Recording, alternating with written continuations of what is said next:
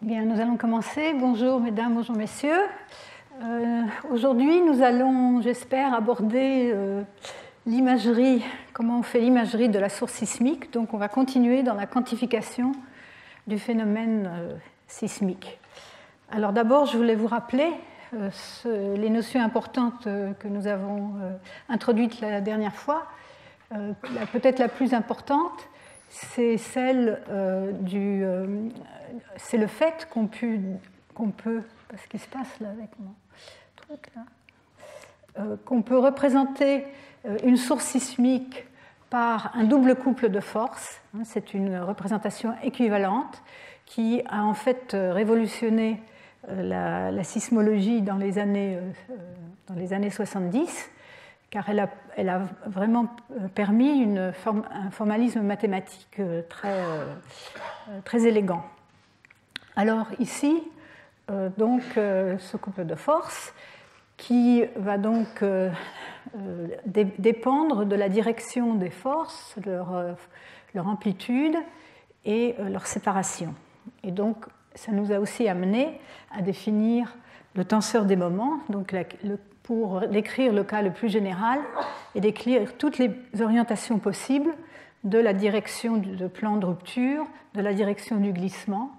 Et donc l'amplitude de ce tenseur d'ordre 2 symétrique, avec 6 éléments indépendants, c'est justement le moment sismique qui nous donne une mesure quantitative de la taille du séisme du point de vue de l'énergie.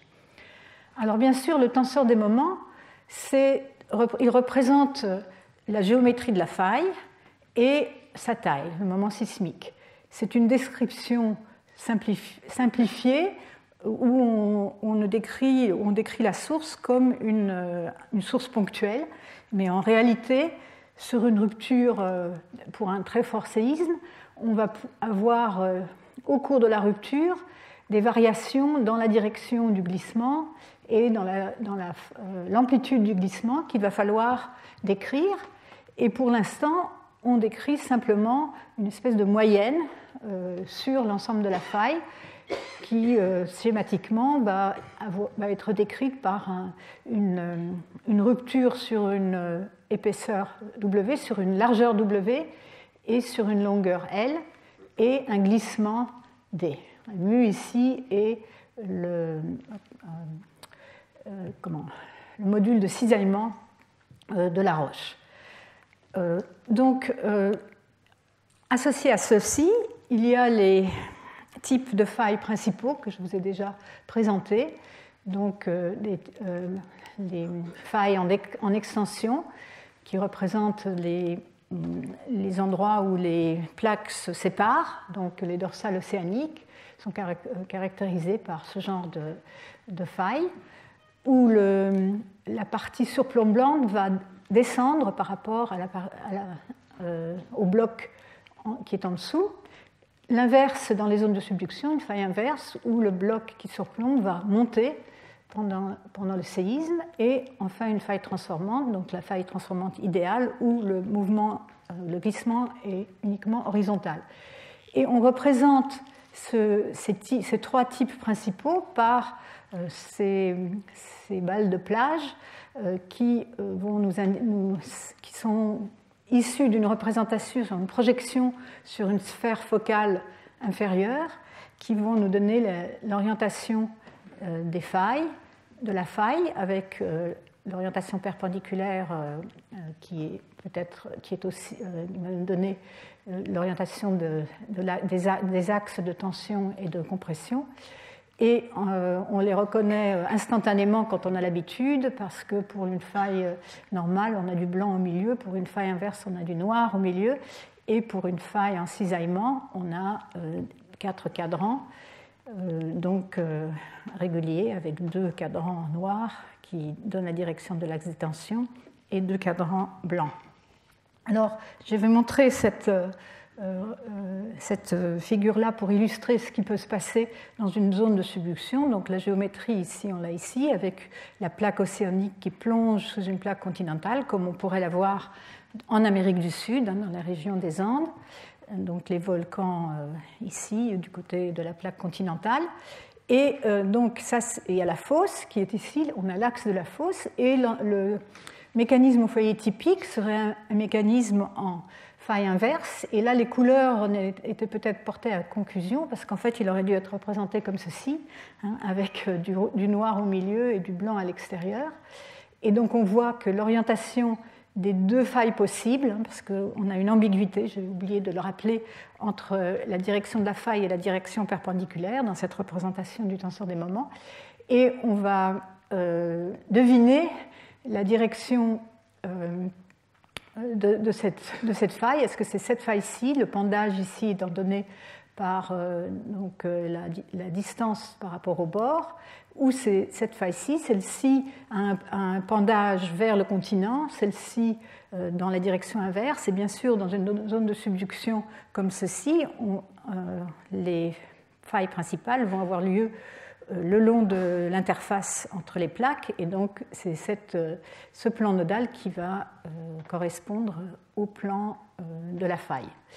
Donc ici, l'orientation de ces plans va être donnée ici parallèle à l'axe de la fosse, ou proche de la parallèle à l'axe de la fosse. Alors, ce qui est important de réaliser, c'est qu'on observe. Ce qu'on va faire, c'est qu'on va avoir des observations, par exemple des observations sismiques, donc un sismogramme. Mais ce sismogramme qu'on observe, c'est en fait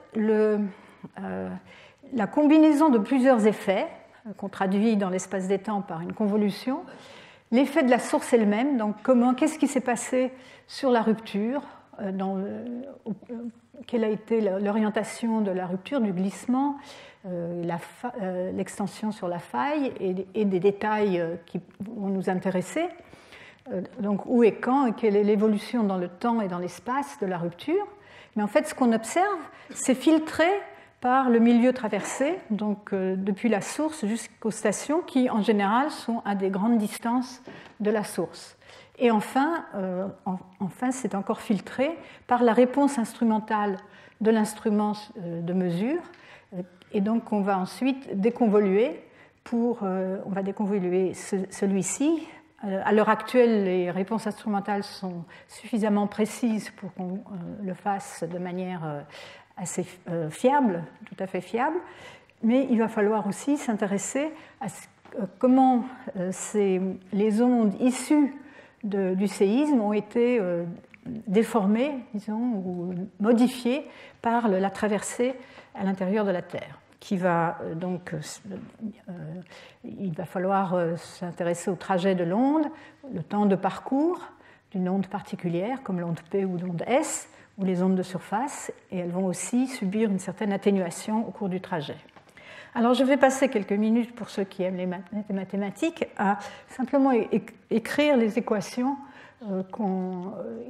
sous-jacentes. Donc c'est l'équation des ondes élastiques en une dimension. C'est donc simplement écrire la masse, donc ici par unité de volume, la densité multipliée par l'accélération, où U est le déplacement, est égale à la somme des forces appliquées. Et cette somme des forces, elle comprend deux termes. Les forces internes, c'est des contraintes, donc par exemple la pression hydrostatique, mais aussi les forces qui s'appliquent sur les surfaces des cubes infinitésimaux. Et puis les forces externes, qui vont être justement les forces. La source sismique va être incluse dans ce terme-là. En trois dimensions, ça s'écrit maintenant pour chacune des trois composantes sur trois axes. Disons par exemple dans un référentiel cartésien, on va voir les trois éléments du déplacement, les trois composantes du déplacement. Et sur la droite, on va avoir un terme de contrainte et un terme de force extérieure. Alors j'introduis ici la notation d'Einstein. Quand on a une virgule, ça veut dire qu'on a pris la dérivée partielle d'ici de sigma ij, donc de la contrainte ij suivant l'axe j. Et donc pour résoudre ces équations, on a ici le déplacement, et ce qui nous intéresse, c'est comment on relie le déplacement aux forces. Et donc, il faut faire quelque chose avec ce terme de contrainte. Et on va relier les contraintes sigma ici aux déformations par la loi de Hooke, qui est donc le cadre de l'élasticité linéaire. Donc, dans le cas général de la loi de Hooke, pour donc des déformations faibles, comme celle qui s'applique dans le cas qui nous intéresse, on a donc une relation linéaire entre les contraintes et les déformations, où les déformations sont ici écrites en fonction de dérivées partielles du déplacement, dérivée partielle spatiale du déplacement. En 1D, c'est simplement le rapport du changement de la longueur divisé par la longueur, donc des quantités sans dimension. Et donc ce tenseur qui relie, donc c'est un tenseur d'ordre 4, les contraintes et les déformations sont toutes les deux des tenseurs d'ordre 2. Et donc ce tenseur-là, c'est le tenseur élastique qui est caractéristique du milieu, donc des roches dans lesquelles on se trouve. Et donc, dans le cas le plus général, il y a 21 éléments indépendants. En principe, il nous doit en avoir 81, puisque c'est 3 par 3 par 3 par 3, dans un référentiel à 3 dimensions. Mais à cause de différentes symétries, on peut réduire ça à seulement 21 éléments indépendants. Ça fait quand même beaucoup. Et donc, on va se ramener simplement ici d'écrire le cas isotrope, c'est le cas le plus simple, où les propriétés du milieu ne dépendent pas de la direction de la propagation des ondes. Et dans ce cas, on se ramène à deux éléments indépendants qu'on décrit soit par lambda mu, ce sont les paramètres de Lamé, mais ce sont aussi, on peut décrire de manière équivalente par les vitesses des ondes P et S. Donc je vais noter toujours la vitesse des ondes P alpha à la vitesse des ondes S bêta. Et dans ce cas-là, donc, cette relation compliquée ici va s'écrire de manière plus simple, faisant intervenir ces deux paramètres. Ici, j'ai pris les paramètres lambda et mu, qui peuvent s'écrire en fonction des vitesses aussi, mais je ne l'écris pas ici. Donc, sous cette forme simple, delta, c'est le symbole de Kronecker qui est nul quand i n'est pas égal à j et égal à 1 quand i égale j. Ça, c'est la somme des éléments qui va donner, c'est le changement de la dilatation, le changement de volume, et ici la partie de cisaillement. Donc en 1D, donc on revient à l'équation, c'est celle que je vous ai montrée en haut. Maintenant on a une relation entre les contraintes et les déformations, donc ça nous fait apparaître le déplacement, et donc ça va nous permettre d'écrire une équation qui va nous donner le déplacement en fonction des paramètres du milieu et des forces extérieures. Donc c'est l'équation qu'on cherche à résoudre. En 3 dimensions, c'est la même chose, ça s'écrit un peu plus compliqué à cause des indices, mais on a aussi la relation entre les contraintes et les déformations, comme ici, les déformations définies comme ceci, et quand on rassemble tout ça, on obtient une équation qui s'écrit donc maintenant avec un vecteur de déplacement qui a 3 composantes spatiales, égale une fonction du déplacement, qui est cette fonction obtenue comme ça, qui a une propriété remarquable, c'est une fonction linéaire, donc assez simple à manipuler, plus les forces extérieures. Donc j'ai réécrit cette équation-là, et donc c'est cet opérateur, c'est un opérateur qui agit sur le déplacement, une fonction du déplacement qui est, on appelait l'opérateur élastodynamique linéaire. Donc ce qu'on observe en fait, c'est le déplacement dans une station distante due à la source qui nous intéresse ici. Donc c'est l'excitation, c'est cette source qui est représentée par le tenseur des moments, ou si c'est ça peut être un pur double couple ou autre chose. Donc ensuite on résout cette équation typiquement pour une source impulsive ponctuelle en temps et en espace, donc une source représentée comme ça en fonction du temps avec la fonction delta, donc en un point x0 de l'espace et au temps t égale 0, et on va la résoudre. Et la solution de cette équation-là, c'est ce qu'on appelle la fonction de Green, et on la note par G. Et ensuite, pour une source plus générale, la vraie source qui nous intéresse, qui sera décrite par un tenseur des moments au point x0, c'est toujours une source ponctuelle, on va la décrire comme ceci, et on va obtenir la solution par la convolution de la fonction Green par cette fonction source plus compliquée. Et donc, ça va s'écrire aussi, si vous voulez, par une convolution ici plus explicite entre les éléments du tenseur des moments et les éléments de cette fonction de Green, donc la solution, rappelez-vous, de la solution pour une source toute simple, donc une fonction delta en temps et en espace. Alors, ce formalisme-là, donc, qui a été développé dans les années 70, vers la fin des années 70, on était en mesure de l'utiliser pour déterminer les tenseurs des moments et donc avoir des informations sur les sources. Donc il fallait construire les fonctions de Green qui donc dépendent du milieu, donc il fallait avoir un bon modèle de terre dans lequel on va donc pouvoir, pour chaque position de la source x0 et chaque position de la station, calculer cette fonction de transfert du milieu, si vous voulez, en chaque instant t. Et c'est ce qui a donné lieu à la méthode de détermination du tenseur des moments, qui est maintenant utilisée très couramment pour tous les séismes de magnitude plus grande que 6 et même des plus faibles. On a pratiquement en temps réel maintenant, grâce à de nombreuses stations dans le monde entier qui enregistrent sur une large bande de fréquences. On utilise les assez longues périodes pour ceci, parce qu'à longue période, les enregistrements sont moins sensibles aux détails de la structure en 3 dimensions de la Terre, donc des modèles moyens sont suffisamment bons. Et donc on obtient à ce moment-là un centroïde de la source, donc une espèce de moyenne, un barycentre de la rupture, donc dans le temps et dans l'espace.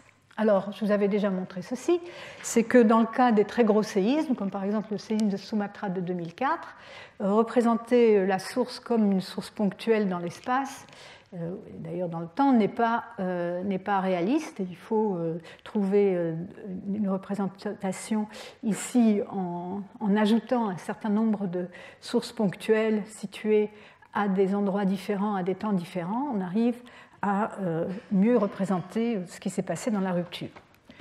Mais dans la réalité, on veut vraiment regarder le détail de ce qui se passe dans la zone de rupture. Alors ici, c'est simplement un schéma montrant comment est la géométrie dans une zone de subduction. Donc avec l'interface ici entre les deux plaques, la plaque océanique et la plaque, disons, la plaque continentale, avec l'axe de la fosse, la plaque océanique qui plonge et qui peut être donc coincée, couplée à la plaque surjacente le long de failles ou de surfaces qui vont donner lieu à des forts séismes. Donc la zone de contact entre les plaques va avoir des zones plus ou moins fort couplage, c'est-à-dire être plus ou moins collées les unes aux autres et donner lieu à plus ou moins grands séismes. Alors, dans un premier lieu, on va représenter ça de manière schématique, donc en moyenne, avec une faille de longueur L et de largeur W, et donc la surface de la rupture donc, va être approximée par le produit de la longueur par la largeur. Et ce qui va nous intéresser aussi, c'est la direction du vecteur de glissement qui, si ça correspond à ce mouvement ici de convergence de ces plaques, va être dans la direction du mouvement des plaques vers le bas. Alors, je vais introduire, avant de continuer sur les aspects quantitatifs, je vais introduire des notions qui sont encore très employées donc, en sismologie pour des notions conceptuelles sur ce qui se passe dans les failles. Alors, je vous avais montré, la dernière fois, je vous avais parlé de la théorie des lacunes sismiques, avec donc où on regarde les ruptures qui ont eu lieu dans les séismes précédents. On estime l'extension de la rupture, en général par l'extension de la zone de réplique. Je vais vous donner un exemple tout à l'heure. Et on regarde dans quels endroits d'une zone de subduction particulière, comme ici l'Alaska et les Aléoutiennes, il n'y a pas eu de séisme très fort depuis, disons, quelques dizaines d'années ou un siècle. C'est ainsi que, par exemple, je vous avais montré cette lacune ici dans les Aléoutiennes. Mais l'idée sous-jacente, c'est que cette zone de subduction est segmentée, qu'il y a des segments qui vont se rompre dans un séisme, mais qui vont s'arrêter. Les ruptures vont s'arrêter dans certains endroits qui donc ont la propriété d'arrêter les ruptures. Et c'est ce qu'on va appeler les barrières. Donc les barrières, c'est à la fois des zones qui vont donner lieu à des segments dans les zones de subduction, et aussi à l'intérieur de ces zones de rupture, quand on regardera plus en détail, on aura aussi des zones qui vont casser et d'autres qui ne vont pas casser, et donc on va aussi introduire, c'est la même notion de barrière qui va arrêter la rupture. Alors donc ça c'est une des notions, et la notion complémentaire c'est la notion d'aspérité, qui correspond à des zones de fort couplage entre les deux bords de la faille et qui vont résulter en un fort glissement pendant un séisme donné. Donc ici, et donc ce concept a donné lieu à des idées de ce style, comme quoi certaines zones de subduction peuvent avoir des distributions d'aspérité différentes, comme par exemple ici dans les îles Solomon dans le sud-ouest Pacifique. On aurait des aspérités qui seraient un peu toujours les mêmes au cours de différents séismes et dans différentes zones de la zone de subduction, différents segments de la zone de subduction, et où à chaque séisme, on aurait une rupture assez uniforme sur ces grandes aspérités. Par contre, dans d'autres régions, on pourrait avoir des aspérités plus hétérogènes, où il y en aurait des plus grosses et des plus petites, donc qui pourraient donner lieu parfois à des forts séismes et parfois à des séismes plus petits. Et il y a aussi, donc, associé avec cette idée d'aspérité, il y a aussi la notion que lorsque l'aspérité casse au cours d'un séisme, donc elle va relâcher les contraintes sur cette aspérité, mais du coup, elle va augmenter les contraintes au bord de cette aspérité. Et c'est là qu'on va avoir tendance, enfin qu'on va penser à voir, vont avoir lieu les répliques qui vont terminer le travail, terminer le travail de cassure sur cette zone de rupture. Alors, un modèle classique associé avec ceci, qui donc pourrait être intéressant pour la prévision de ce qui peut se passer dans une zone de faille donnée, donc au cours de séismes futurs, c'est que les plus forts séismes pourraient commencer sur les plus grosses aspérités. Ça pourrait paraître logique, mais en fait, ce n'est pas du tout vérifié, comme on le verra dans les résultats récents obtenus à partir des séismes observés dans les 15 dernières années. Alors donc les barrières et les aspérités, donc les barrières, zones de glissement faibles ou nulles pendant un séisme donné, permettent l'arrêt de la rupture, c'est les régions blanches et bleues ici dans ce schéma, et permettent définir une segmentation des limites de plaques. Les aspérités, au contraire, c'est les zones de fort couplage qui vont résulter dans un glissement fort pendant les séismes, et aussi par une augmentation de la contrainte autour de l'aspérité lorsqu'elle a cassé, et c'est là qu'on va avoir des répliques. Donc, encore une fois, c'est un concept qui est utile pour fixer les idées. Les causes de ces hétérogénéités, si on veut dire, dans les zones de faille, peuvent être multiples, soit des géométries variables de la faille. Si une faille, disons, à un angle, on peut penser qu'il va y avoir une barrière à l'endroit où elle change de direction. En pratique, ce n'est pas toujours vérifié. Il y a des failles où une rupture a suivi un trajet non pas très droit. Il peut y avoir aussi des variations dans l'état des contraintes ou le coefficient de friction sur la surface de la faille qui peut provoquer donc ces hétérogénéités. Alors, ce qui est intéressant, donc, on peut penser qu'il peut y avoir des différentes distributions de ces aspérités et ces barrières dans différentes régions et qu'elles peuvent correspondre à des différents niveaux de couplage entre les deux plaques. Et bien sûr, une des questions importantes, c'est est-ce que ces aspérités qu'on va pouvoir imager à partir des données sismiques et géodésiques, est-ce qu'elles sont permanentes, c'est-à-dire qu'à chaque séisme, on va casser le même endroit, ou bien est-ce qu'elles sont variables au cours du temps, auquel cas c'est beaucoup plus difficile à prévoir.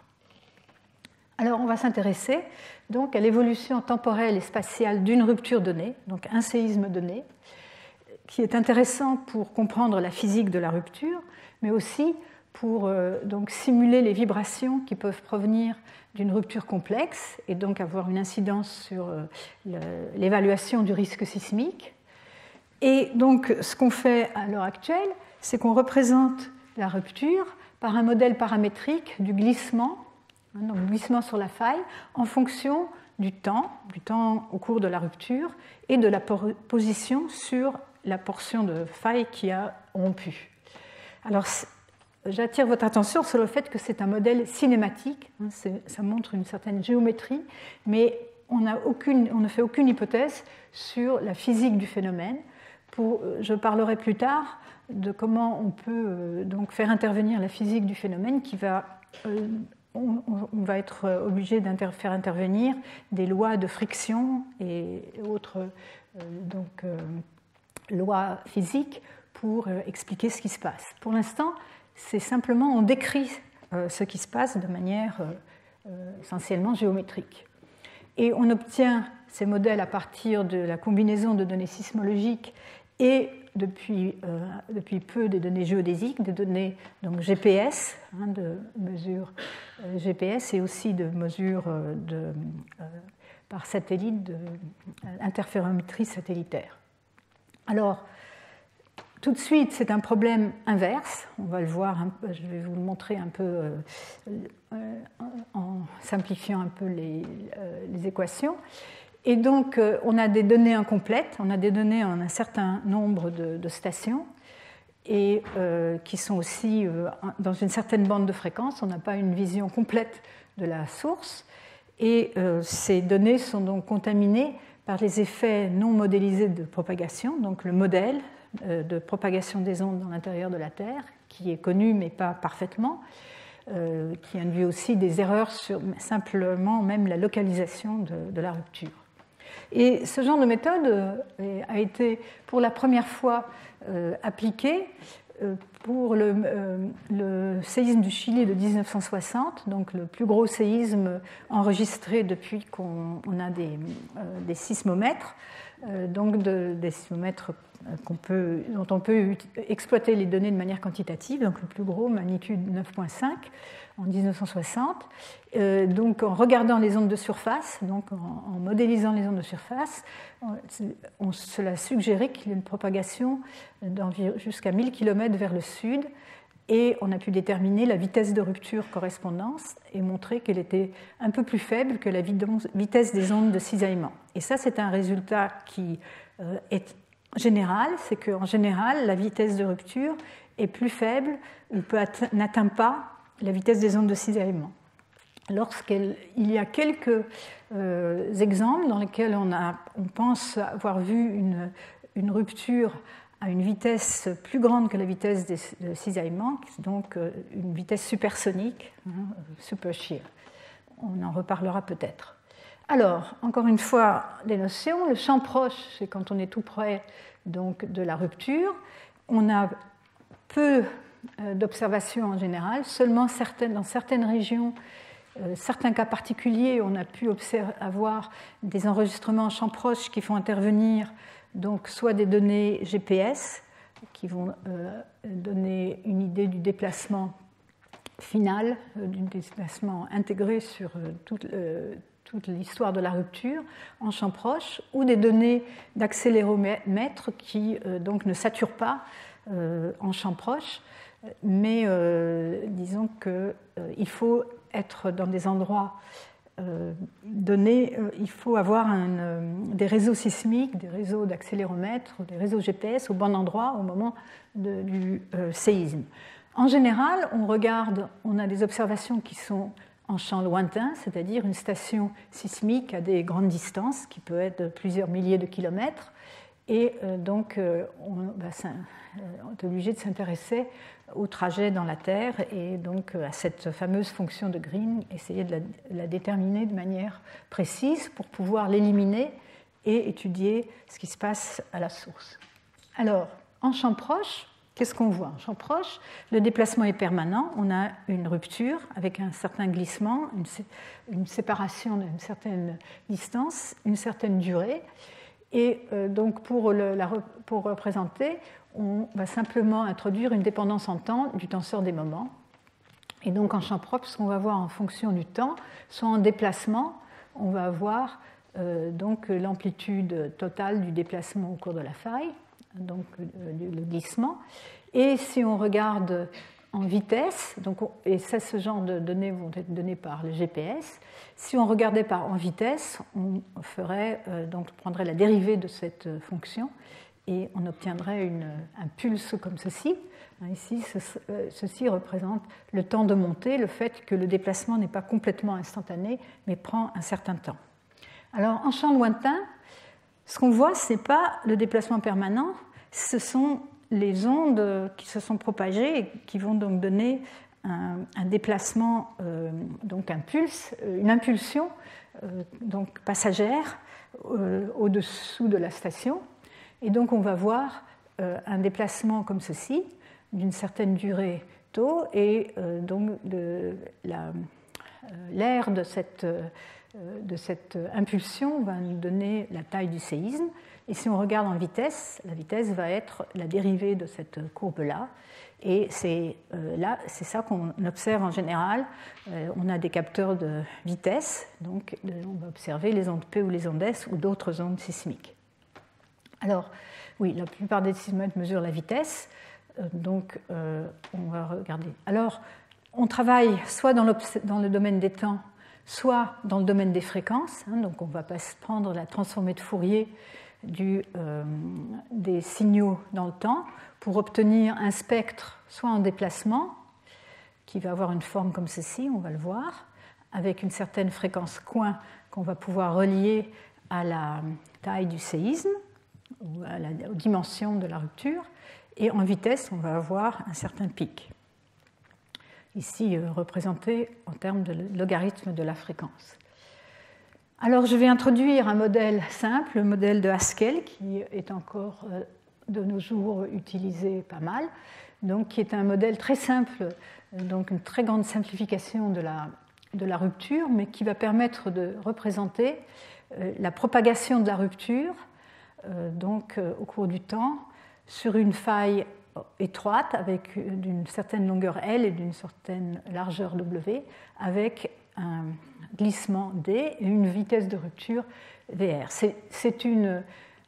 Ça représente la propagation d'une discontinuité en déplacement le long d'un plan de faille. Ça n'est pas très physique. On peut montrer qu'il y a des problèmes au bord de ce genre de modèle, et donc au cours du temps, les sismologues ont développé des modèles plus sophistiqués, mais en première approximation, ça représente bien déjà certaines des caractéristiques qu'on observe.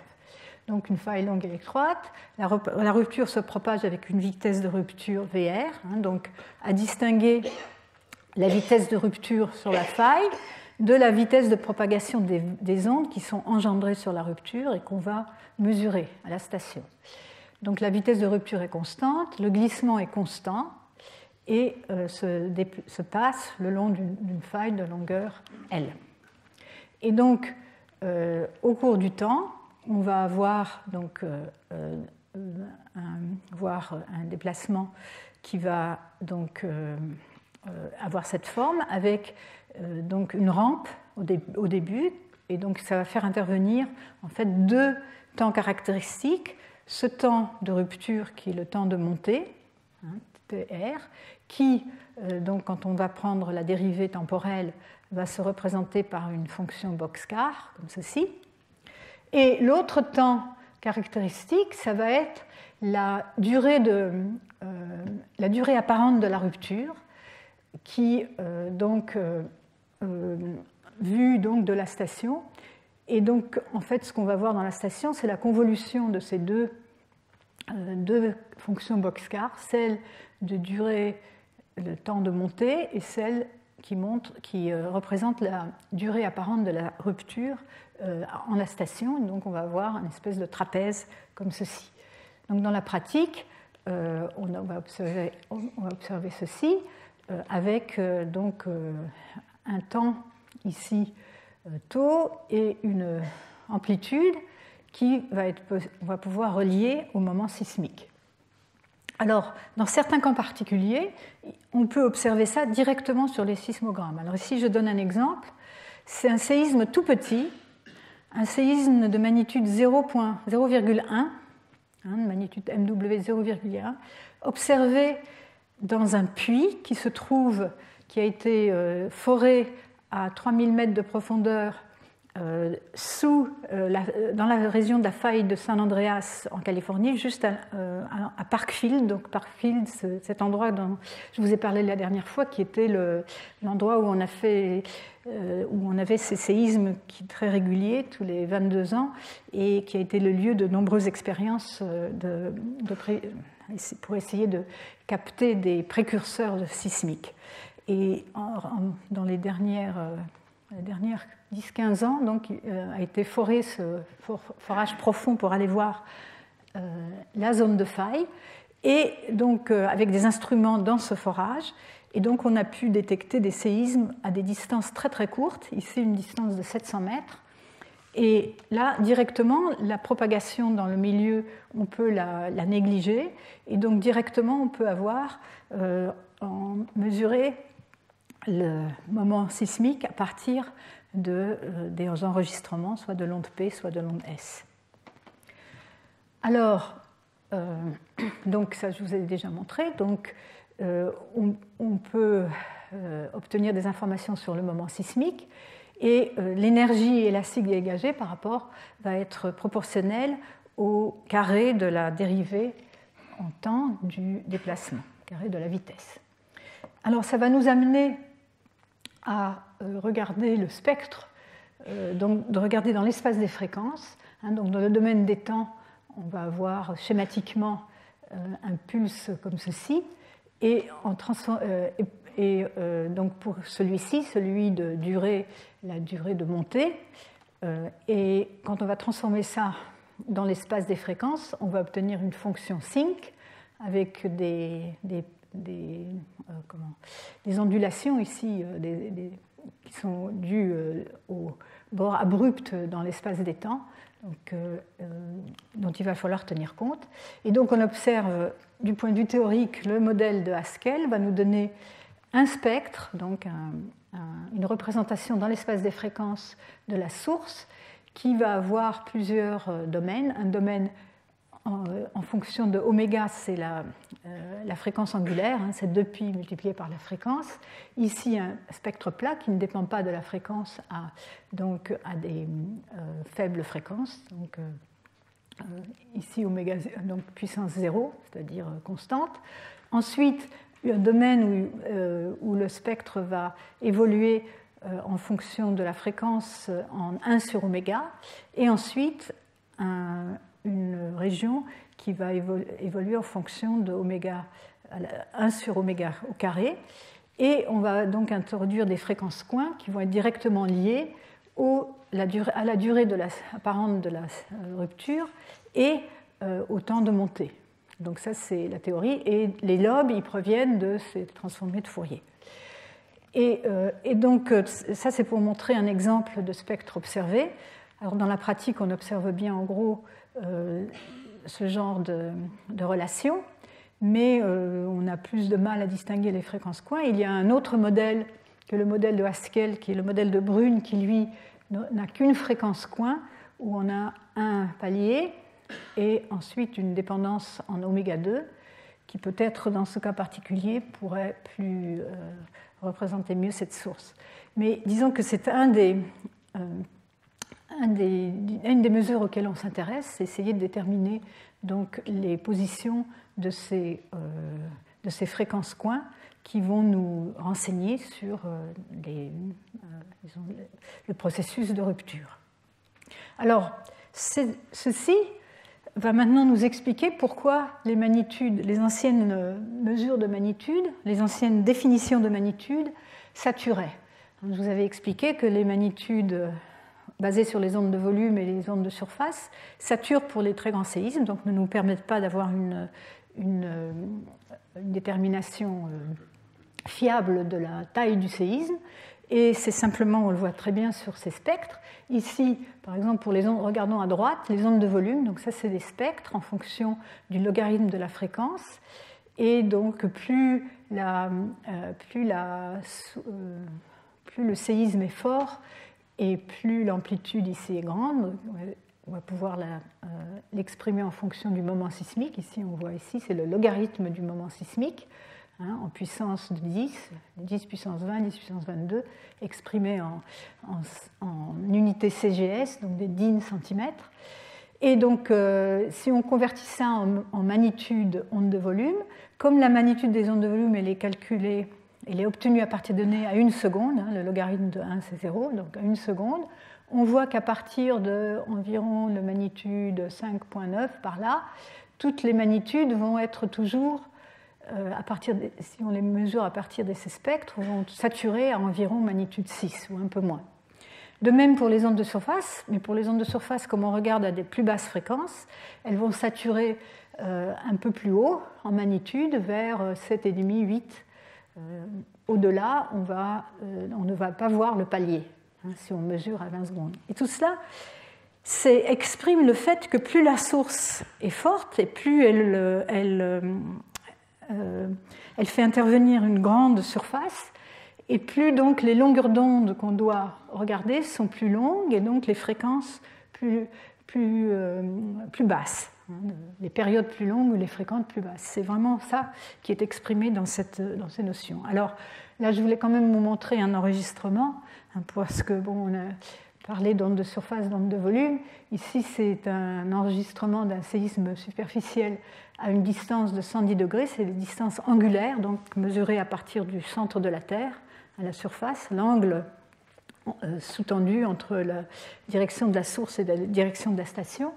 Et donc, on voit sur les trois composantes, la composante verticale, la composante radiale dans la direction donc entre la source et la station, et la direction horizontale perpendiculaire à cette direction, on voit différentes ondes. D'abord les ondes de volume qui contiennent des fréquences plus courtes, et plus tard, donc arrivant avec des vitesses de propagation plus lentes, les ondes de surface qui contiennent l'essentiel de l'énergie à longue période du séisme. On le voit très bien sur cette figure, vous voyez des oscillations très rapides ici, donc en fonction du temps. Ici, c'est des secondes, il y a à peu près 1 heure d'enregistrement. Et donc vous voyez des oscillations très rapides correspondent à des ondes de courte période, les ondes P en particulier très courtes, 1 seconde. Ensuite, les ondes S contiennent un peu plus d'énergie à un peu plus longue période, mais pas beaucoup plus que 30 secondes. Et pour avoir vraiment une image complète des grandes sources, il va falloir combiner ces données-là avec les données des ondes de surface, donc de longue période. Alors, encore une fois, donc, la magnitude NW est donc définie à partir du moment sismique, comme ceci, et cette magnitude ne sature pas, puisque le moment sismique va être déterminé à partir de l'asymptote à très basse fréquence. Donc ici, il y a une comparaison entre la magnitude des ondes de volume pour différents séismes.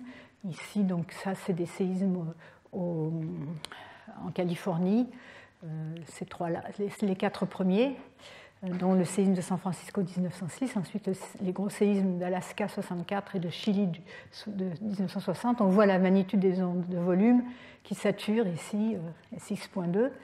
Celle des ondes de surface, elle sature aussi, mais un peu plus loin, on peut aller un peu plus loin en magnitude. Ici, c'est des estimations de la taille, donc de la surface de la rupture, la longueur par la largeur, donc qui augmente avec la taille du séisme. Là, le glissement moyen en mètres et le moment sismique correspondant, qui donc lui augmente de plus en plus, et c'est reflété, ça se reflète dans la valeur de la magnitude MW. Alors ici, je montre encore une comparaison pour montrer la saturation de manière pratique, un séisme au Pakistan en 2005 et le séisme de Californie de 1989. Ces photos sont celles du séisme de Californie. Des magnitudes MB comparables, 6,7 ici, 6,5 ici. Magnitude MS, on voit déjà plus de différence dans les chiffres. Et on voit cette différence est marquée aussi donc, dans la magnitude MW. Pour ces séismes de cette taille-là, la magnitude des ondes de surface est suffisante. Mais en fait, le séisme de Pakistan est un séisme beaucoup plus fort. Et comme on le voit, la longueur de la faille qui a cassé à 290 km comparée à 30 km pour le séisme de Loma Prieta. Et ensuite, donc, on peut obtenir aussi l'énergie sismique en moyenne dégagée par la formule qui est en fait une formule qui était à l'origine de la construction de cette échelle de magnitude. Donc la conclusion, la magnitude de MB n'est pas une bonne mesure pour les séismes peu profonds, importants, mais ceci dit, on l'utilise encore pour les séismes profonds. Pourquoi ? Parce que les séismes profonds n'excitent pas beaucoup les ondes de surface. Comme les ondes de surface, comme leur nom l'indique, se propagent à la surface de la Terre, elles sont aussi engendrées beaucoup plus efficacement par les séismes proches de la surface que par les séismes profonds. Donc c'est pour ça qu'on l'utilise encore et qu'on n'a pas complètement rejeté ces mesures. Alors, tout cela, toutes ces notions ont évolué, enfin, on les a amélioré les techniques pour déterminer les propriétés de la source, donc à partir des données, la plupart du temps télésismiques, donc à des très grandes distances, et ont donné lieu à différentes méthodes donc, de détermination du moment sismique et de la fonction temporelle de la source. Et là, je voulais simplement vous montrer un exemple qui est donc un exemple qui est utilisé actuellement, qui a été développé par Martin Vallée et ses collaborateurs. Martin Vallée travaille ici à l'Institut de physique de Paris, mais il y a d'autres méthodes. Mais la sienne, il envoie maintenant dès qu'il y a un séisme de magnitude plus grande que 6, il détermine la fonction temporelle de la source pratiquement en temps réel. Je vais vous montrer quelques exemples. Alors, comment ça marche ? Donc, il a ici, vous voyez l'enregistrement. C'est un enregistrement dans une station, donc pour déterminer la solution. Donc, la solution étant donc le moment sismique, le mécanisme à la source, c'est-à-dire les orientations de la faille et la direction du glissement, ainsi que la fonction temporelle de la source. Il va prendre des formes d'ondes. Alors ici, donc, c'est l'exemple pour un séisme donc, au Japon en 2003, dont un fort séisme, magnitude déterminée par cette méthode est de 8,15. Et donc, il part de la forme d'onde dans un certain nombre de stations. Ici, on montre un seul exemple. Donc, la distance est de 6,67 degrés, donc ce qui correspond à peu près 7000 km. Et l'azimut, dans la direction à partir du nord de 157 degrés. Et on montre ici la composante verticale. Alors, cette forme d'onde est complexe. Elle comprend donc la convolution de l'effet de source par l'effet de la structure. Donc, en parallèle, ils vont avoir calculé la fonction de Green, donc la réponse de la structure à une source ponctuelle en temps et en position, donc source impulsive. Et donc là-dessous, il y a un modèle de Terre qui va nous dire comment toutes les ondes vont se propager à l'intérieur de la Terre, leur temps de parcours et leurs amplitudes, leurs arrivées différentes. Alors ici, donc pour une source impulsive, donc cette fonction de Green, on voit ici que donc c'est sur 360 secondes de temps, le temps ici. On voit l'arrivée des ondes P, donc les premières arrivées, et à l'intérieur de cette forme d'onde qui devrait être toute simple, elle est en fait compliquée par le fait qu'arrive dans cet intervalle-là non seulement l'onde P directe, mais aussi la réflexion sur la surface, et donc une onde qui se réfléchit sur la surface près de la source et qui plonge ensuite pour aller vers la station, et aussi l'onde PCP, qui est l'onde qui descend et qui va se réfléchir sur la limite noyau-manteau et être récoltée à la station. Donc il faut tenir compte à ça. Ensuite, on voit un peu plus loin, l'onde PP, c'est l'onde qui s'est réfléchie une fois à l'onde P qui s'est réfléchie une fois à la surface de la Terre, donc au point milieu entre la source et la station, et les autres ondes donc, réfléchies sur la surface associées à cette onde-là. Donc vous voyez, pour un très fort séisme, on doit considérer un temps assez long parce que le temps de la durée de la source peut être assez long. Et à l'intérieur, on peut avoir des effets de structure qu'il va falloir donc déconvoluer, enlever. Et donc ça va être donc par une méthode de déconvolution, donc l'inverse d'une convolution. Dans l'espace des fréquences, c'est une division. On divise le spectre observé par le spectre de la fonction de Green et on obtient la fonction temporelle de la source qui ici donc, va nous donner une durée de source à peu près 72 secondes ici. Donc ce processus de déconvolution est assez délicat. C'est une inversion et donc bon, il y a certains détails techniques que je ne vais pas vous donner ici qui font qu'on stabilise, on essaie de stabiliser la solution pour obtenir quelque chose de raisonnable. Et donc ensuite, on peut comparer la forme d'onde observée avec la forme d'onde reconstruite, c'est-à-dire celle où on va maintenant convoluer cette source obtenue par la fonction de Green, et normalement, si on a fait les choses bien, enfin, si on a une bonne solution, on devrait pouvoir représenter de manière précise les différentes parties de la forme d'onde. Alors, vous voyez, ce n'est pas parfait, mais c'est pas mal. Là, c'est un exemple, bien sûr, pour trouver la solution. On va utiliser le plus possible d'observations, donc le plus possible de stations dans différentes directions, et je vais vous montrer en particulier pourquoi.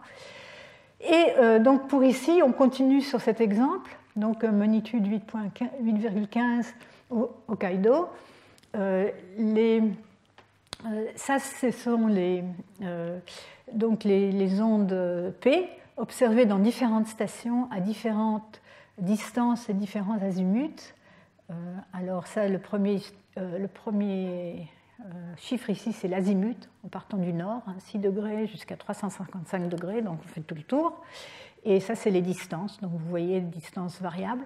Mais ici, les stations sont classifiées en fonction de l'azimut. Et ça, c'est pour les ondes P, et ça, c'est pour les ondes donc de compression, qui inclut les ondes P, les ondes PP, les ondes PCP, etc., déconvoluées. Ici, pour les ondes sur la composante transverse, qui est associée donc aux ondes S. On fait, enfin, dans ce processus, la dépendance sur la profondeur de la source est une dépendance non linéaire. Donc, en général, on essaye différentes profondeurs. Ici, on voit quelles sont, disons, quelle profondeur ici. Aussi, on voit le pendage de la faille. En fonction de la profondeur de pendage de la faille, quelle est la solution la meilleure, qui est ici indiquée par les contours. La meilleure solution, c'est on mesure la différence entre les formes d'ondes observées et les formes d'ondes calculées dans toutes ces stations, en faisant intervenir une notion de distance entre les deux formes d'ondes. Et donc, on voit qu'il y a des trade-offs entre la profondeur et la magnitude, la magnitude de MW ici. Donc la solution n'est pas unique, c'est un problème inverse. Mais ce qui est intéressant ici, c'est de voir que la durée de la source, ça me permet d'introduire cette notion, la durée de la source est variable en fonction de la station. Vous voyez qu'elle varie avec l'azimut. Donc les stations vers le nord et des stations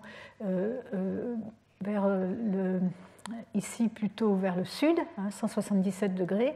La durée de la source est plus large que pour la station vers le nord. Et ça va être une indication qu'il y a une rupture qui s'est dirigée dans une direction particulière, qui dans ce cas est une direction vers le nord. on va voir une durée de source plus raccourcie, c'est comme un effet Doppler, si vous voulez, une durée de source plus courte dans la direction d'observation que dans la direction opposée. Nous y reviendrons. Mais je voulais vous donner un exemple, des exemples. Alors donc ici, c'est un exemple de cette méthode appliquée donc en temps quasi-réel au séisme de Mexico du 19 septembre. Donc on obtient la magnitude, le moment sismique donnant lieu à la magnitude de 7,1, la profondeur optimale, donc assez profond, 58 km. Le mécanisme, qui est un mécanisme en extension, donc pas un mécanisme typique des mécanismes de rupture de l'interface entre les deux plaques. Je vous en ai déjà parlé, c'est un séisme qui a lieu à l'intérieur de la plaque et qui est lié à la déformation de la plaque qui est donc plate sous le Mexique jusqu'à cet endroit-là et qui ensuite tombe, change de direction. Et voici la durée de la source moyenne obtenue pour ce séisme. Et donc le plus récent, c'est celui que j'ai reçu. Je reçois ça par Internet, donc les solutions envoyées automatiquement. Donc le 10 octobre, un séisme dans la région des îles Bouvet, donc au sud de l'Afrique, ici dans l'océan Indien, à l'est, la partie est de l'océan Indien, qui est une solution en faille décrochante, vous voyez, avec les quatre cadrans, et donc une profondeur très superficielle. Ça va correspondre à une zone de fracture donc proche de la ride.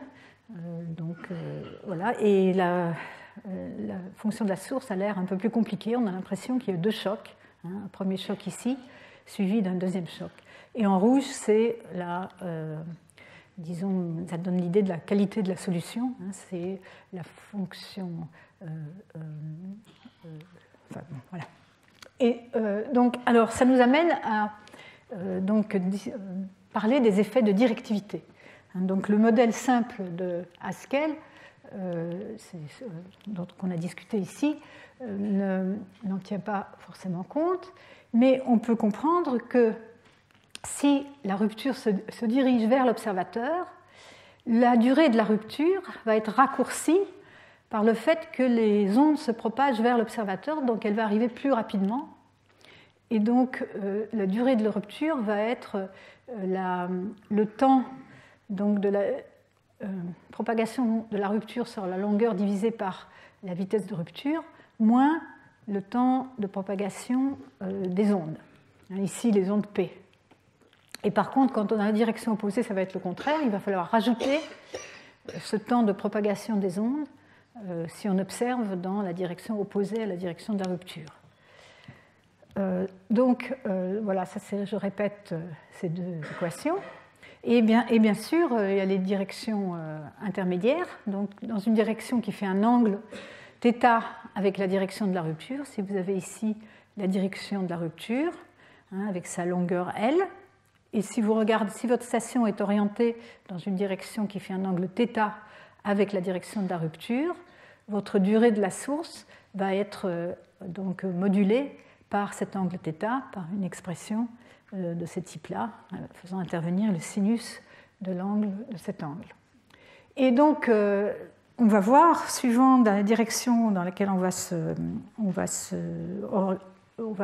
regarder la rupture, on va observer la rupture, on va avoir des temps raccourcis ou élargis, comme on avait vu pour le séisme de Hokkaido.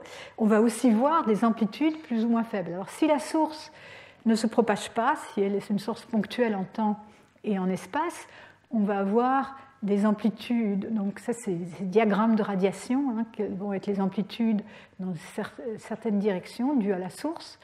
Elles vont être égales dans les différents lobes. Donc ici pour les ondes P, ici pour les ondes S, ici c'est pour une faille en cisaillement dextre. Donc ça c'est la faille et ça c'est la direction conjuguée. Et le diagramme de radiation pour les ondes S correspondant est comme ceci. Et par contre, si on a une faille qui se propage dans une direction donnée, donc une propagation unilatérale, donc vous prenez l'hypocentre et vous vous propagez la faille dans une direction particulière, on va avoir une amplitude plus grande dans la direction de propagation de la rupture, donc dans ces deux lobes-là, et une amplitude plus faible dans les deux autres. Donc ici, les plus et moins, ça correspond au premier mouvement, c'est-à-dire quand vous allez regarder l'onde P, soit elle va correspondre à une compression, soit à une dilatation, et c'est schématiquement indiqué par les plus et les moins, ou les pointillés et les traits continus. Et plus, ça c'est pour les ondes S, et bien sûr, plus la vitesse de rupture est grande, et ici on la représente par le rapport entre la vitesse de rupture et la vitesse des ondes S qui est très rarement dépassé. Vous voyez ici, on est à un rapport de 0,9, donc 90% de la vitesse des ondes S, et on voit des amplitudes plus grandes, une plus grande différence entre les amplitudes observées dans la direction de la rupture que dans la direction opposée. Et c'est très clair ici pour les ondes S. Donc si on peut mesurer, on a toujours ces deux notions, soit on mesure, maintenant on mesure les formes d'ondes, on regarde les formes d'ondes directement, mais autrefois on regardait les premiers mouvements, donc on regardait la direction du premier mouvement, ce qui nous donnait le diagramme de radiation, et on regardait aussi l'amplitude du premier mouvement qui pouvait nous renseigner sur la directivité de la rupture. Alors je vais donc passer un moment pour parler de la chute de contraintes et des relations et de relations d'échelle. Et donc je vais m'arrêter un moment parce que ça fait 1 heure que je parle. Je ne sais pas si vous avez quelques questions sur ce que je viens de raconter. Ou on se fait une petite pause. Question ?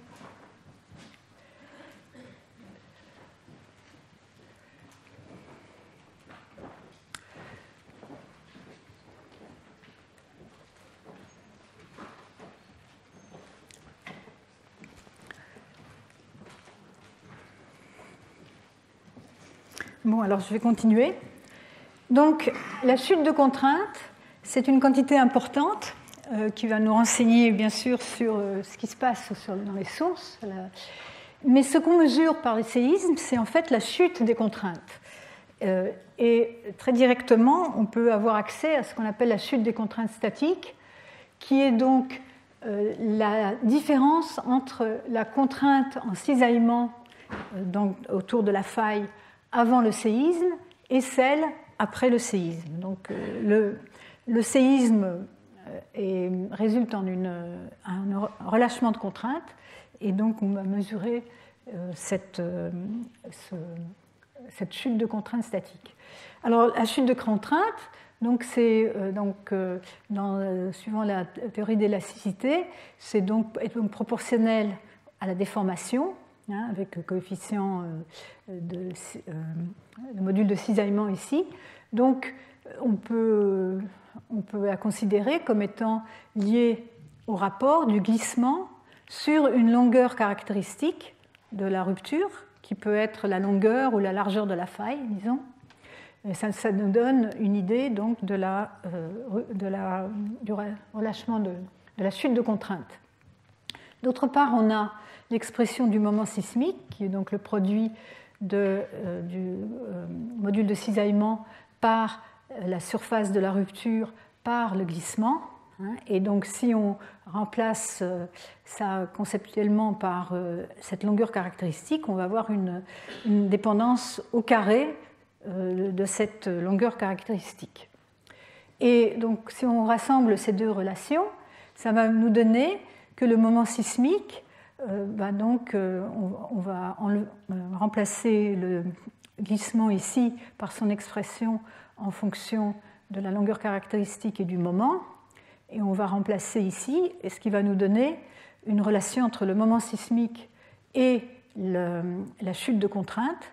Les mu s'en vont, et donc on a, comme x, la longueur caractéristique, c'est en gros la longueur caractéristique à la puissance 3, c'est comme la surface de la faille à la puissance 3,5, parce qu'ici on a L fois L fois L, L au carré c'est la surface, et L c'est la surface à la puissance 1,5, donc ça nous donne la surface à la puissance 3,5. Donc ça nous donne une relation approximative entre la chute des contraintes et le moment sismique qui fait intervenir donc la surface de la rupture à la puissance 3,5. Alors comment peut-on mesurer cette chute de contrainte? Donc il nous faut le moment sismique et la surface. Et donc on les mesure, comment on mesure cette, donc soit par cette relation-là, soit par celle-ci. Donc si on a accès à des mesures interférométriques, donc par satellite, on va pouvoir directement mesurer le glissement et la longueur de la faille en regardant les déplacements dans les franges des phases de ces images par interférométrie laser. Je n'entre pas pour l'instant dans les détails. Ça va nous donner une détermination directe. Mais en général, on n'a pas accès directement à ces mesures. Si on a des observations de surface, on peut utiliser ces observations de surface pour estimer le glissement. Et en faisant intervenir la zone de réplique, on va aussi avoir accès à la surface et donc à partir de là aussi à la chute de contrainte. On peut aussi utiliser les données sismologiques qui vont nous donner le moment sismique et la zone de réplique qui va nous donner la surface de la faille, de la partie qui a de la zone de rupture. On peut aussi utiliser le moment sismique et la durée de la source ou la fréquence coin. Et donc maintenant, plus systématiquement, on inverse les données sismiques de haute résolution pour obtenir des distributions du glissement. Alors là, je voulais simplement vous montrer comment les zones de réplique nous donnent une bonne idée de la surface de la faille. Ici, c'est 4 exemples donc, récents de fort séisme. Ici, c'est d'un article récent, mais il y a seulement le séisme de Sumatra qui est un séisme récent, sinon c'est le séisme de l'Alaska 1964, de Chili 1960 et ici un séisme des Aléoutiennes 1957. Le foyer, donc l'hypocentre, l'épicentre est donné ici par les étoiles et la distribution des répliques qui ont pu être enregistrées et localisées est donnée par ces triangles bleus. Et donc on va estimer la longueur et la largeur de la faille à partir de ces données-là. Et en fait, ce genre de mesure a été faite depuis longtemps, donc dans les années 80, et on montrait, donc on a une estimation de la surface de rupture, une estimation du moment sismique par les données sismiques, et représenté ici dans une échelle logarithmique dans les deux axes, on voit que ces mesures sur différents séismes de différentes tailles, donc aussi bien aussi des séismes à l'interface de plaques qu'à l'intérieur des plaques, elles s'alignent sur il y a une relation à peu près linéaire, et les lignes tracées ici, ce sont des lignes de chute de contrainte constante. Donc on sait qu'on a une relation M0, donc moment sismique est proportionnel à la chute de contrainte multipliée par la surface à la puissance 3,5, et on s'aperçoit qu'en fait, les observations nous indiquent que cette chute de contrainte est à peu près constante, et aussi faible, puisqu'on peut la mesurer à partir de ces mesures-là. Elle correspond à environ, en moyenne, une centaine de bars, donc le bar étant la pression atmosphérique. Et ceci, on peut montrer, est aussi compatible avec le modèle simple de dislocation. Plus récemment, on a des mesures qui correspondent à ici c'est donc la dimension de la source, cette fois-ci en mètres, ce n'est pas la surface, mais une dimension linéaire, donc qui va des plus gros séismes par ici à des très petits séismes donc, observés en fond de puits. Et cette relation linéaire, quasi linéaire, a l'air de se continuer donc, sur de grandes échelles, d'une petite source à des grandes. C'est pas tout à fait, ça n'est pas parfait, et cette linéarité est une source de discussion actuellement parmi les sismologues.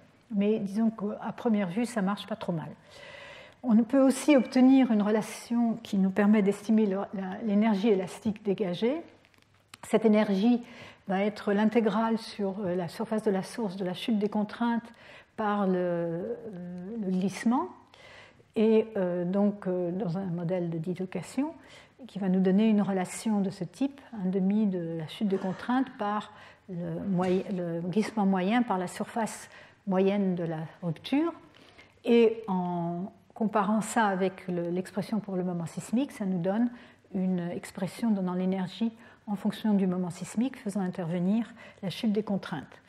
Et encore une fois, cette constance donc, de la chute de contraintes est vérifiée dans les observations où on a calculé indépendamment le moment sismique et l'énergie. Et c'est ça qui a donné lieu, en fait, ça a été la motivation pour définir l'échelle de magnitude MW.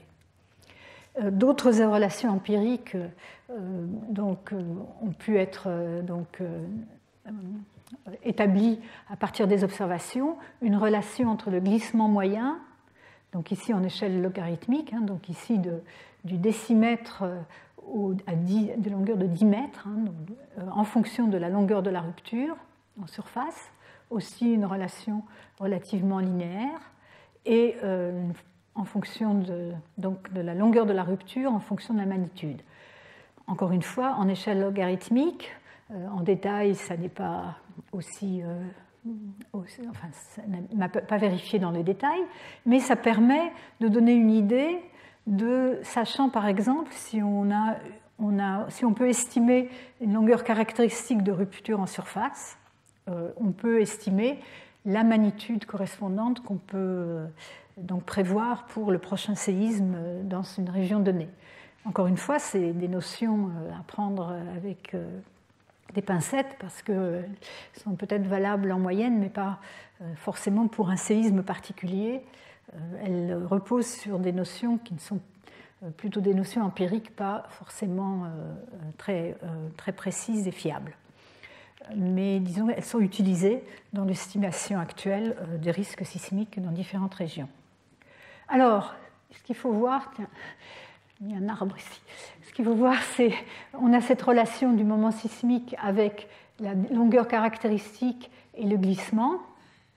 Et donc, cette relation dont je vous ai parlé avec la chute des contraintes. Mais il faut voir que pour les très forts séismes, on ne peut pas continuer à parler de longueur caractéristique tout simplement, parce que en fait, la longueur et la largeur de la faille ont des rôles différents. Lorsque on s'enfonce dans la terre, la pression augmente et la température augmente, et on sait que les roches il va y avoir une transition entre un régime de roches cassantes et un régime où les roches se déforment de manière plastique. C'est comme quand on chauffe un tube de verre, à température ambiante, il va se casser, mais si on le chauffe, il va se déformer de manière plastique. De même dans la Terre, on a une zone, quand on va en profondeur, ici c'est la surface, c'est pour ça que j'avais mis un arbre, donc après température faible et pression faible, les roches vont se comporter de manière cassante, donc on va avoir lieu à des ruptures, des séismes, et par contre à des températures plus hautes et des pressions plus fortes, le comportement va être un comportement plastique, un comportement ductile, et en général cette limite entre les deux se passe à une profondeur d'environ 15 à 20 km. Ici on peut faire des schémas comme ça de la résistance à la cassure qui augmente linéairement avec la pression mais diminue exponentiellement avec la température, et on va donc avoir une zone de transition entre ce comportement cassant et ce comportement qui ne va pas donner lieu, plastique, qui ne va pas donner lieu à des séismes proprement dits, donc des séismes qui correspondent à une rupture en un temps très rapide, donc une rupture cassante.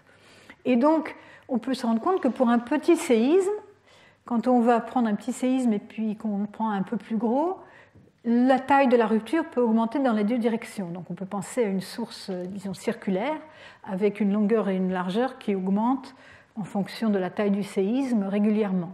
Mais à partir du moment où la largeur de la faille largeur de la zone de rupture va atteindre la profondeur de la zone de transition entre le comportement cassant et le comportement plastique.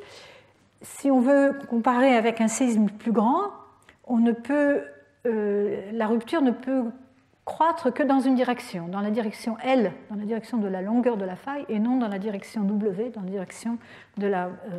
Donc, ça va donner un changement dans les lois d'échelle. Et là, je voulais simplement mentionner une étude dans laquelle j'ai participé, où on peut voir donc ça, qu'il faut de nouveau réécrire le moment sismique en faisant intervenir explicitement la longueur et la largeur de la faille, pas seulement une longueur caractéristique. Et ici, de même pour une faille décrochante quasi verticale, on peut obtenir une expression en fonction de la chute des contraintes. Et donc pour les largeurs de faille, donc pour les séismes suffisamment petits qui ne vont pas atteindre la limite entre la région cassante et plastique, on a ces relations que je vous ai déjà montrées. Et donc on s'attend à ce moment-là à une proportionnalité, si la chute des contraintes est constante, entre la longueur de la faille au cube et le moment sismique. Si S ici est remplacé par L au carré, on va voir L au cube ici. Par contre, pour une largeur de la faille plus grande, donc pour les plus gros séismes, encore une fois, c'est des failles décrochantes quasi verticales où donc la largeur de la faille est à peu près l'épaisseur de la zone cassante, on va obtenir, donc la largeur va saturer, et donc pour les plus gros séismes, la loi d'échelle va être proportionnelle à la longueur, puisque le reste va être constant. Et en fait, donc, on va avoir toujours une loi qui va dépendre de la longueur de la faille à la puissance n, mais n va passer de 3 à 1 dans ce modèle. Et en fait, dans une étude que j'avais faite il y a très longtemps, il semblerait que c'est vérifié ici ce sont tous des séismes dans le monde entier, mais en faille décrochante quasi verticale, et qu'à partir d'un certain taille de séisme, qui correspond à peu près à une magnitude de MW de l'ordre de 7, si je me souviens bien, la loi d'échelle change et le moment sismique augmente avec la longueur de la rupture. Alors ceci, c'est important, bien sûr, quand on veut projeter, faire intervenir ces lois d'échelle dans les estimations de risque sismique. Je dois dire que ce modèle est tout à fait compatible avec le modèle de dislocation simple. C'est un modèle qui n'est pas accepté par tout le monde, et parce que dans la réalité, les choses sont un peu plus compliquées, et les mesures en particulier de la longueur de la faille ne sont pas des mesures très précises, donc qui donnent lieu à des incertitudes, etc. Voilà. Alors, donc on a vu déjà qu'on pouvait déterminer le moment sismique, qu'on pouvait déterminer la durée de la source, qu'on pouvait déterminer la directivité, donc si la propagation de la source se propage dans une direction donnée ou non. Mais en fait, on veut s'intéresser encore plus aux détails. C'est-à-dire qu'on veut s'intéresser à ce qui se passe donc à un instant donné tau et à un endroit donné xi sur la surface de la rupture. Pas seulement en moyenne, mais vraiment en fonction du temps et de l'espace sur la zone de rupture. Donc encore une fois, ce qu'on observe, c'est on a des observations en général au loin, et donc on a la convolution de tout ce phénomène à la source par la fonction de Green, ou l'effet de la propagation dans la Terre. Et donc ça va nous donner une expression plus compliquée, simplement une intégrale sur le temps de la rupture, donc d tau ici, sur la surface de la rupture, donc la variable c'est xi ici, du glissement par la fonction de Green. Ici, on a cette convolution, la convolution dans l'espace des temps de la fonction de Green par fonction de glissement sur la surface de la faille. Donc, je montre cette équation, pas pour entrer dans les détails, mais simplement pour que vous voyez qu'on obtient dans ce cas, on obtient une relation linéaire entre le glissement et les observations, donc lointaines. Par contre, la vitesse de rupture, elle est ici à l'intérieur, c'est une relation non linéaire. Donc ça va être important. Donc encore une fois, c'est la même équation, simplement. Et c'est ce qu'on essaye de résoudre. On a les observations lointaines, donc à une position de station X et à un temps T, ou une forme d'onde, donc en fonction du temps et différentes stations, donc en fonction de X. Et on veut s'intéresser à ce qu'on veut savoir, c'est quel est le glissement en fonction du temps et de l'espace sur la rupture. Alors c'est un problème inverse, déterminer le glissement à partir des observations, donc un problème inverse. Et ce U est une fonction linéaire de l'amplitude du glissement, mais une fonction non linéaire de la propagation de la rupture. Alors les méthodes qui ont été définies jusqu'à présent, la plupart des modèles pendant longtemps et les modèles les plus simples ont supposé une vitesse de rupture constante qui permet de s'affranchir de la non-linéarité, mais qui est une hypothèse très forte. Et plus récemment, on s'est affranchi de cette hypothèse et qui implique une inversion plus compliquée avec des itérations de l'inversion. Il faut savoir que la qualité de la solution dépend énormément de données disponibles et que ces données ne sont pas complètes. Et ça donne lieu à des solutions diverses qui ne sont pas uniques et qui ont des qualités plus ou moins bonnes. Et on a intérêt, bien sûr, à avoir le plus de données possible. Donc, regardez dans la plus grande bande de fréquences possible. Donc, on va essayer de combiner les données GPS, les données d'interférométrie laser, les données de sismométrie large bande et les données d'accélération en champ proche. Si on peut combiner tout ça, on a des chances d'avoir une solution plus robuste de la source. Alors, comment on fait?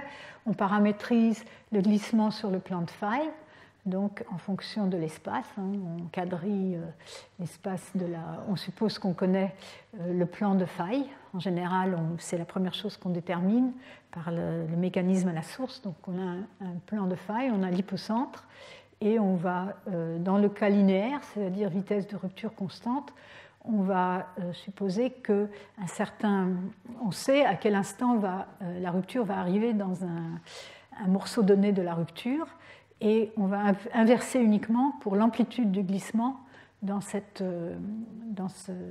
carré-là. Par contre, si on veut être plus sophistiqué, le problème étant non linéaire, on peut supposer la vitesse de rupture variable et on va aussi inverser pour le temps auquel la rupture arrive dans un endroit donné de la faille. C'est plus compliqué. Et donc là-dessous, il y a le problème des fonctions de Green. Donc le modèle de Terre, est-ce qu'on considère un modèle de Terre 1D ou bien un modèle de Terre 3D? Alors les modèles de Terre 1D moyens sont bons, mais ils ne sont pas parfaits. Plus on s'intéresse aux détails de la rupture et plus on va avoir un modèle de Terre meilleur.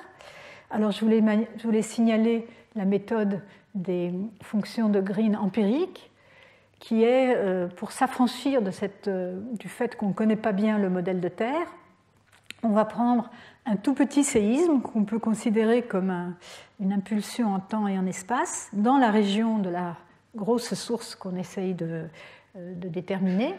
Ça va être souvent une réplique d'un fort tremblement de terre et on va négliger la durée de la source et la propagation de la rupture. Et donc, cette source elle-même va nous servir de fonction de Green. On va supposer que ça ne dépend que de la propagation. Et donc, ensuite, on va déconvoluer l'observation du fort séisme par cette fonction de Green pour obtenir les propriétés de la rupture du gros séisme. Alors ici, c'est un exemple montrant c'est pour un séisme au Japon de 2003, magnitude 7.1. Donc, qui a eu lieu donc à cet endroit-là, donc c'est dans le nord du Japon, et donc un séisme en faille inverse, donc le genre de séisme auquel on s'attend en zone de subduction, donc sur l'interface entre les deux plaques, la plaque océanique et la plaque continentale. Et ici, on montre les observations en plusieurs stations du nord au sud. Donc ici, KH jusqu'à KH, donc en fonction, allant du nord au sud. Et ce qu'on montre ici, c'est l'enregistrement de la source principale, donc du séisme de magnitude 7.1, en fonction du temps, en secondes, et en dessous, l'enregistrement de la réplique. Dans chaque station, on a deux traces, la trace correspondant au séisme qui nous intéresse et la trace correspondant à la fonction de Green, donc à cette petite réplique. On s'aperçoit que, vous voyez, le caractère est très différent. La petite réplique, d'abord, elle est beaucoup plus impulsive et elle ne dure pas longtemps. Après, on va vite dans le bruit, alors que la rupture principale, et on voit beaucoup plus de longues périodes et une rupture beaucoup plus complexe. On le voit ici très bien, par exemple, dans cette station-là, avec une énergie ici qui n'existe pas dans la réplique, qui montre que c'est un effet de source. Et ce qui a été mis en grisé, c'est donc on a suivi cette deuxième partie de la rupture. On a deux parties, une qui est au début et une un peu plus loin, qui montre que cette deuxième partie de la rupture, en fait, s'est propagée vers le nord, parce qu'on voit qu'elle arrive plus tôt dans la station au nord et elle arrive de plus en plus tardivement, plus on va vers le sud. Donc, le fait de comparer avec la petite réplique montre bien que ça fait partie de la source, que ce n'est pas un effet de structure. Et donc, après, on va déconvoluer, donc diviser dans l'espace des fréquences l'enregistrement observé dans le gros séisme par celui de la réplique, ou déconvoluer dans le temps en faisant la convolution inverse. Et donc, pour finir, je vais juste donner un exemple pour montrer que ça, c'est le séisme de Chichi au Taïwan en 1999, magnitude 7.6, qui est le premier séisme où on avait suffisamment d'enregistrements en champ relativement proche pour vraiment faire une tomographie, une cartographie de la rupture en temps et en espace. Il y avait 440 stations qui mesuraient l'accélération sur l'île de Taïwan, et dont 60 étaient à moins de 20 km de la surface de la rupture, de la trace de la surface de la trace de la rupture à la surface. Donc des données qui reflètent très bien la source elle-même, avec des effets de structure qui ne sont pas très importants. Et vous voyez ici 3 solutions obtenues par 3 auteurs différents, donc tous des Taïwanais, qui ont donc ce qu'on voit ici, c'est la distribution du glissement, la distribution finale du glissement, donc intégrée en temps. On ne voit pas ici la distribution en fonction du temps, juste le glissement final. Donc en mètres, donc le glissement le plus grand est de l'ordre de 8 mètres. Et on voit ces solutions se ressemblent, mais sont quand même assez différentes. Alors la différence provient des méthodes employées, ces méthodes d'inversion, et aussi des données employées.